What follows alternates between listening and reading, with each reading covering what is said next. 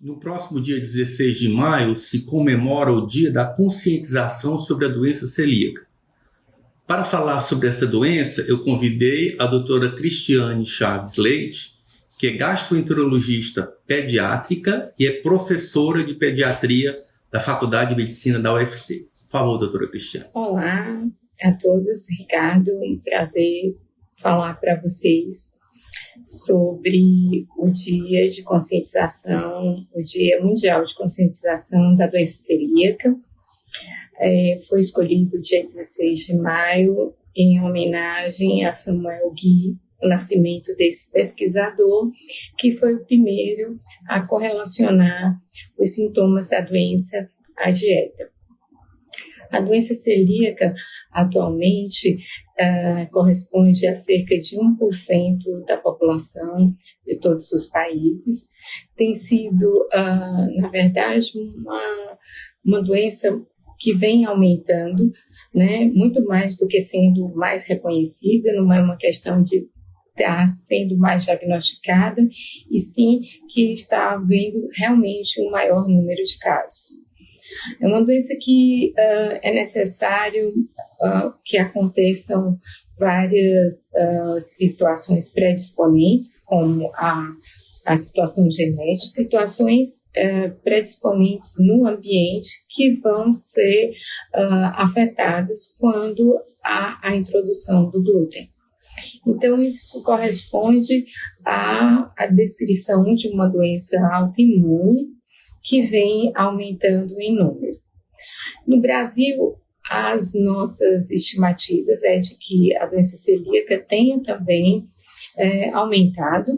No entanto, perante a população mundial, não é tão grande o número de casos como de alguns países, como os países escandinavos, a Finlândia, a Europa como um todo.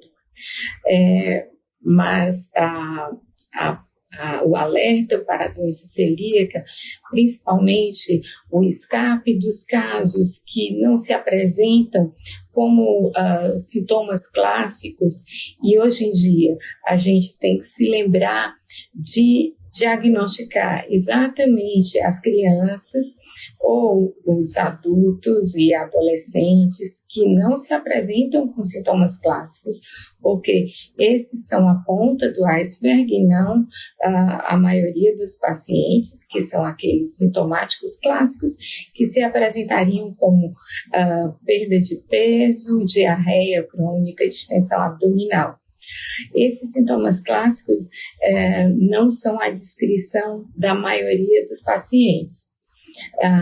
Isso acomete crianças mais novas, mas atualmente os poucos sintomáticos ou não sintomáticos e que se apresentam com uma anemia ou com uma falha de crescimento ou mesmo com uma diminuição ou uma alteração na entrada da puberdade, ou diabetes mellitus tipo 1, ou ainda aquele paciente que apresentou osteoporose ou fraturas de repetição, ou que tenham condições genéticas predisponentes, como síndrome de Down, síndrome de Turner.